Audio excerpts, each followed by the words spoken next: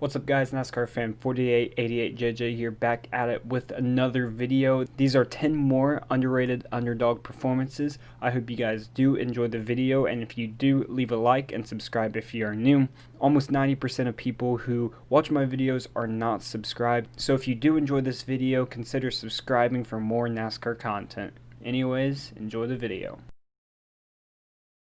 Timmy Hill is one of the most respected backmarkers in NASCAR today, always making the most of terrible equipment. Perhaps his most impressive performance at the Cup level is the 2017 Brickyard 400. With an average finish of nearly 33rd between Rick Ware Racing and Carl Long Motorsports, he was clearly in one of the worst, if not the worst, car in the field. He took advantage of the wreckfest that race was to bring his Chevy home to finish 14th.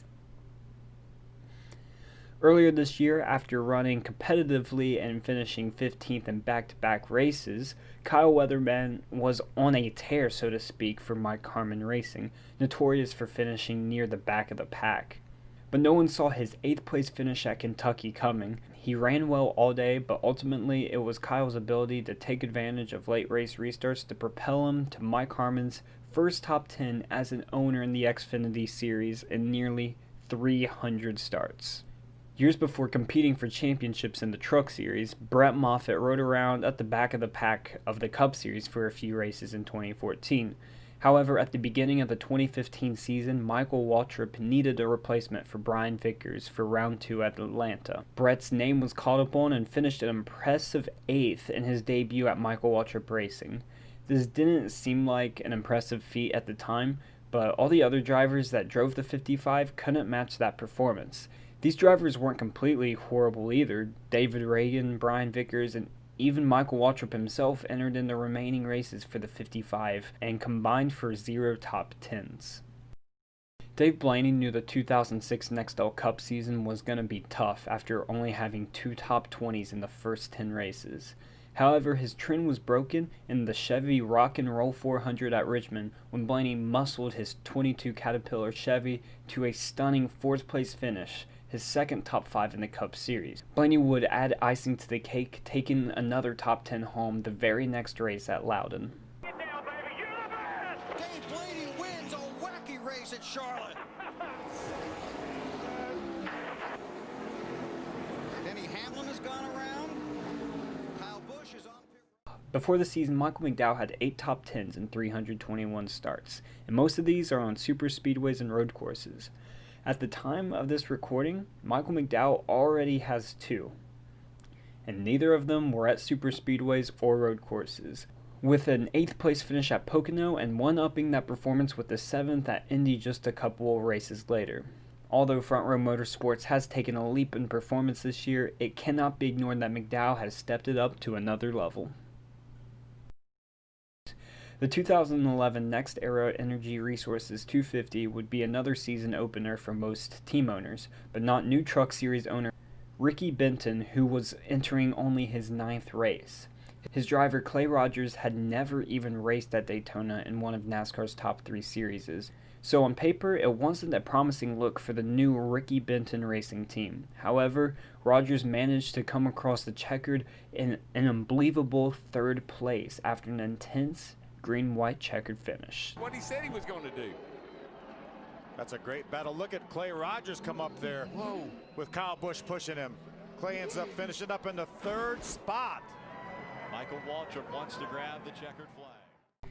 That same year in 2011 in the Truck Series, Turner Scott Motorsports turned into somewhat of a contender. Future champion James Buescher would have a strong season with 10 top 5 finishes but no wins. But the struggle would lie in the other side of the garage. His teammates could not match his pace. One of his teammates was a relatively unknown 29-year-old who had competed in only 2 truck races prior to the 2011 season, named Blake Fees. In round 17, he made his 3rd start of the 2011 campaign and would finish a remarkable 4th place at Atlanta, beating the likes of Ryan Newman and Austin Dillon. Fees would be unable to replicate any sort of success the rest of that season and would be released from Turner Scott Motorsports, effectively ending his NASCAR career with his 4th place finish at Atlanta being his only top 10. After a competitive 2005 season with Johnny Sauter, Phoenix Racing would be in for a tough few years in the Xfinity Series. Scoring a top 10 here and there, team owner James Finch could only hope for a miracle to return to the team's former glory, and he got just that. A gamble paid off for Mike Bliss playing the fuel mileage game when the rain started pouring at Lowe's Motor Speedway, ending the race at lap 170 when Bliss was in the lead. This was Mike Bliss's second career win and Finch's second to last before leaving the sport in 2013. And this race has now been called complete. It is official, and Mike Bliss is the winner of the CarQuest 300 here at Lowe's Motor Speedway. And there is the celebration. Way to go, guys. Good job, man. Take them any way you can get them. That's exactly right. There's Keselowski going over to congratulate Bliss. What a good job Brad Keselowski and his team did, too, bringing home a top 10 finish. Thought to be NASCAR's next superstar, Jerry Nadeau was racing with a struggling team to say the least. Melling Racing was a former powerhouse team in which Bill Elliott won 34 races with in his championship. Seemed like another routine season for the team until tragedy struck. May 29, 1999, team owner Harry Melling would die of a heart attack, leaving his son Mark to be the new owner.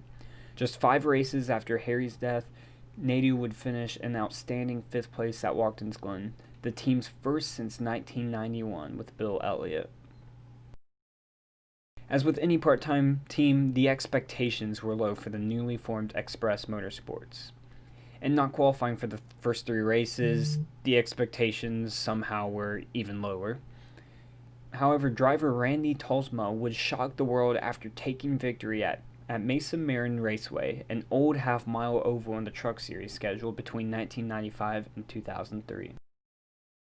So guys, I hope you did enjoy that video. If you did, leave a like and subscribe. Also, this is my first video back since my channel was hacked and it ended up getting taken down. So if you guys could subscribe and support the channel, that would mean a lot. I might be doing an update video soon. I'm not completely sure, but everything's taken care of, back to normal, and I'm just excited to be making some new content for you guys. So with that said, I will see you in the next video. Peace.